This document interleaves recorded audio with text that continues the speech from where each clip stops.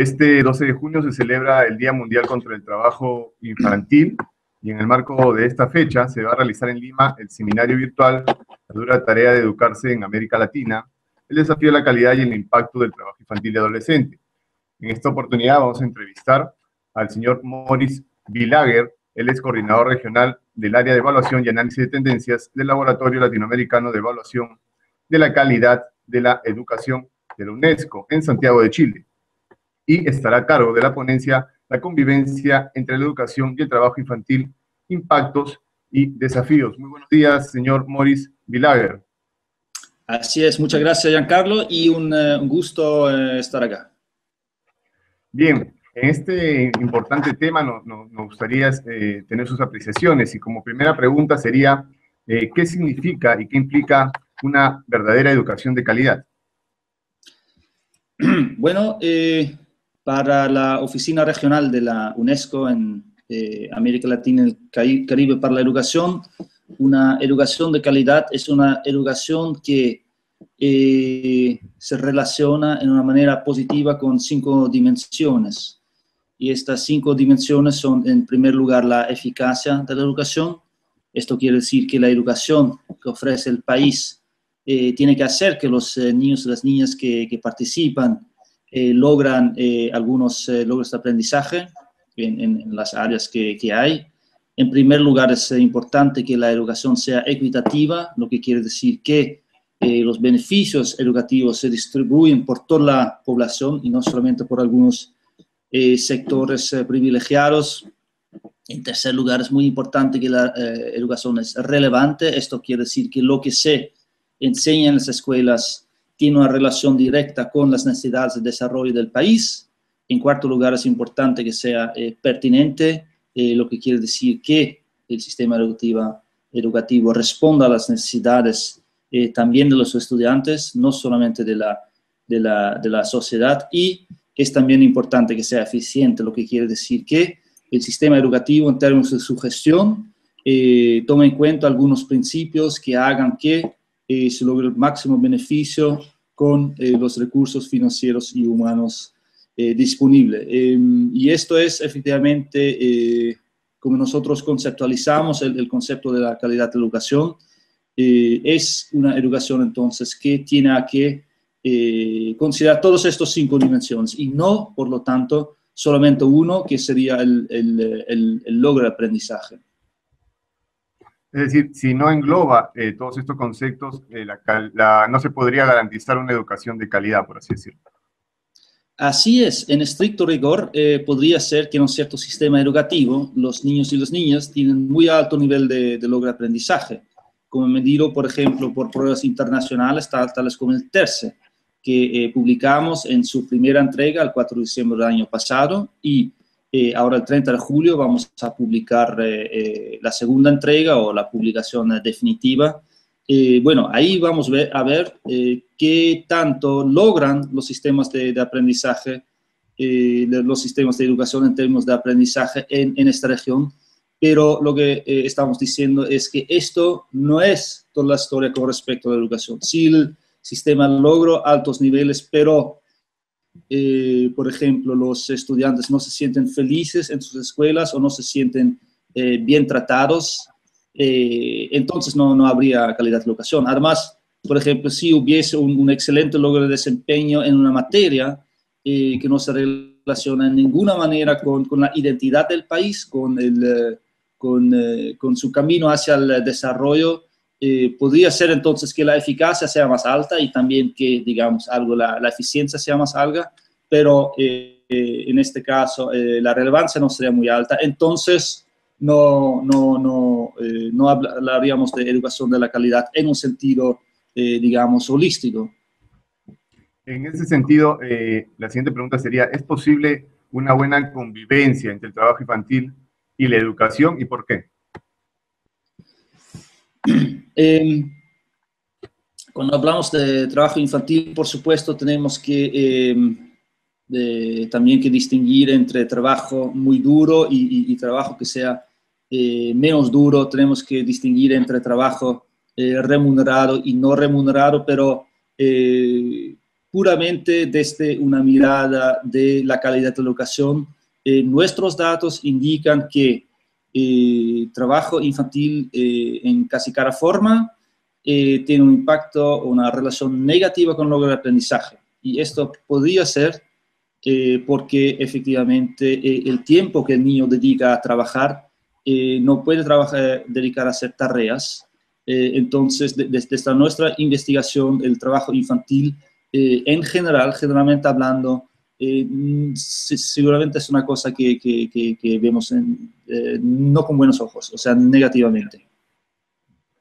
En ese sentido, entonces, habrían algunas consecuencias, ¿no? Los niños tendrían un rezago escolar, malas calificaciones, entre otras cosas, ¿verdad?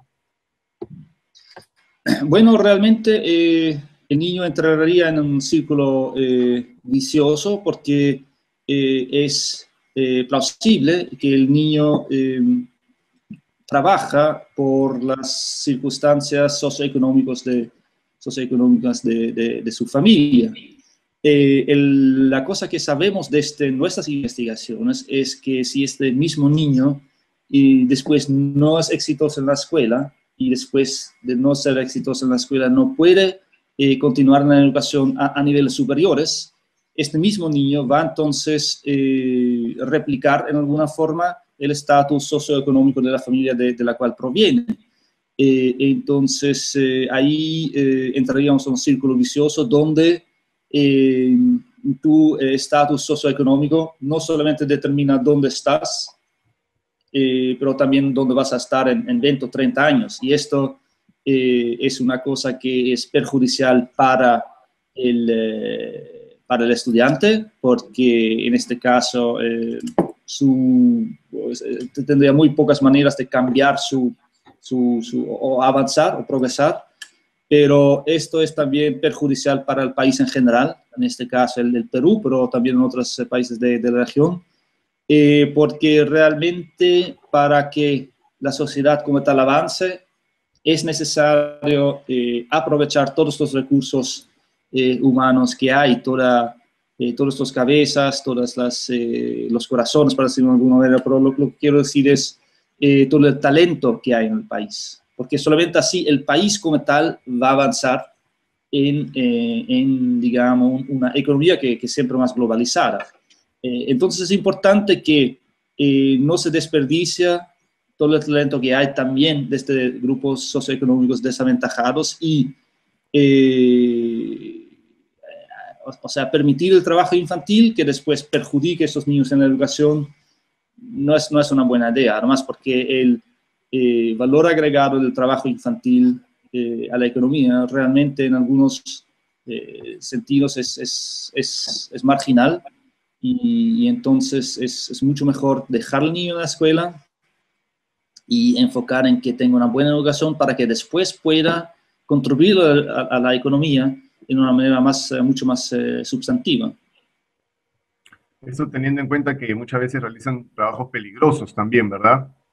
Ahora, ¿de qué manera se podría decir que el trabajo infantil afecta directamente el aprendizaje de las niñas y niños de la región de América Latina y el Caribe?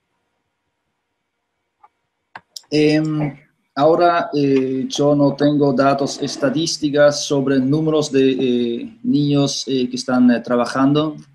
Tampoco soy un especialista ahora en trabajo infantil como tal, pero bueno, como digo, desde nuestros estudios de la educación, vemos que hay este impacto negativo. Vemos que si un niño trabaja, su logro de aprendizaje baja. Y bueno, ahí creo que también tenemos un interesante cruce entre lo que es logro de aprendizaje en la educación y asistencia o participación en la educación. Esas son dos cosas distintas. Un niño puede ir físicamente a la escuela sin que tenga un buen logro de aprendizaje. O sea, el niño puede ir a la escuela, pero no necesariamente aprender mucho. Y la cosa importante que no deberíamos olvidar en la educación es que no es que solamente el uno y no el otro es importante, las dos cosas son importantes. Por un lado, quisiéramos que el niño participa, pero también que aprenda. Pero el aprendizaje no es todo. La asistencia también es un elemento importante. Y si mi trabajo simplemente no puede asistir a la escuela, y entonces una cosa ahí que nosotros tendríamos que darnos cuenta que la educación también puede servir en ese sentido. Si las escuelas y los sistemas educativos, digamos, exijan que el niño asista, y si el niño no está un día en la escuela, llaman al hogar o hablan con los padres. La educación y la escuela pueden ser buenas herramientas para que no haya trabajo infantil, especialmente no trabajo infantil remunerado, para también en esta manera poder, digamos, fomentar la educación de los estudiantes. Bueno, dicho esto, está claro que, como había dicho, y sobre esto sabrán comentar más mis colegas del área del trabajo infantil, pero hay, por supuesto, una distinción también entre trabajo infantil remunerado y no remunerado. El trabajo que uno hace, bueno, que yo ayude a mi madre, o a algún niño ayuda a su abuela o abuelo a lavar los platos. Esto no es trabajo infantil en el sentido de que nosotros lo estamos hablando. Por supuesto, estamos hablando aquí de, bueno, como tú dices, realmente un empleo, o efectivamente hasta trabajos peligrosos que niños están haciendo, y especialmente esto en las edades, digamos, preadolescentes son muy difíciles por justificar, y absolutamente tienen un muy negativo impacto en su logro de aprendizaje. Ahora, ¿cuáles serían los desafíos principales de la educación de calidad en este sentido para, de alguna manera, a un largo plazo o a corto plazo, erradicar el trabajo infantil? Los desafíos principales. Bueno, en esta región aquí de América Latina y el Caribe, vemos que un desafío principal tiene que ver con, o bueno, no quisiera decir desafío, porque esto suena quizás demasiado negativo, pero un nodo crítico absolutamente son los docentes. Sabemos que, bueno, se dice que un buen docente puede rescatar un programa educativo que no sea, no es cierto, necesariamente tan fuerte, pero un buen programa educativo no puede rescatar a un docente malo, para decirlo de alguna manera. Así que esto es una categoría de personas absolutamente clave para la enseñanza, para la educación y entonces para el desarrollo de la región. Allí sí creemos que se podría hacer más también desde los gobiernos en términos de selección, en términos de formación pre-servicio y también en términos de formación en servicio, para que en primer lugar tengamos la gente con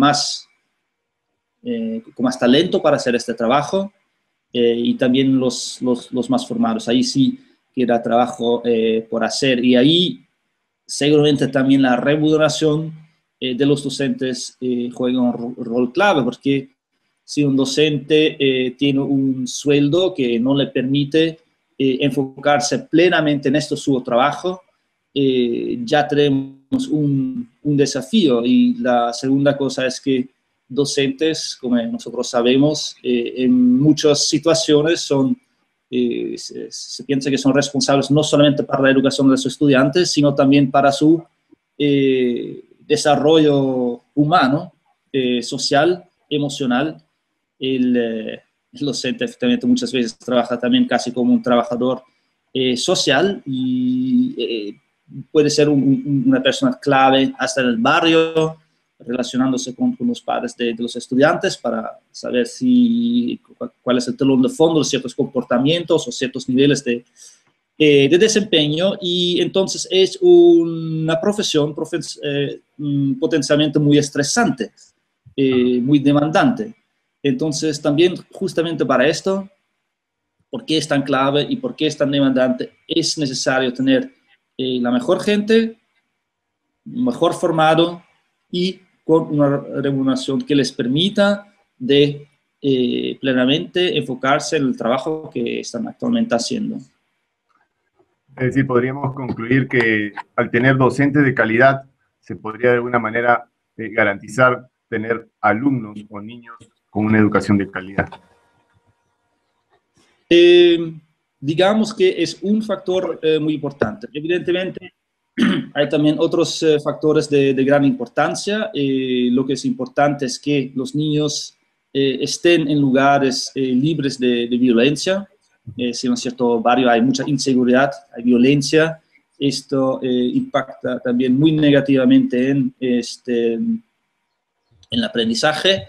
Es muy importante también trabajar en alguna manera en el capital cultural de las familias, que sabemos que esto es muy importante. El nivel socioeconómico del estudiante determina en una manera importante su logro de aprendizaje, y la manera en la cual lo hace, nosotros pensamos por el capital cultural, porque vemos que familias de clases socioeconómicas más bajas, entre comillas, quizás no tienen tantos libros en sus casas, y sabemos que poder leer distinto tipo de texto y distintos libros es una precondición muy importante para el aprendizaje en general. Entonces, quizás se podría también pensar en intervenciones por ese lado.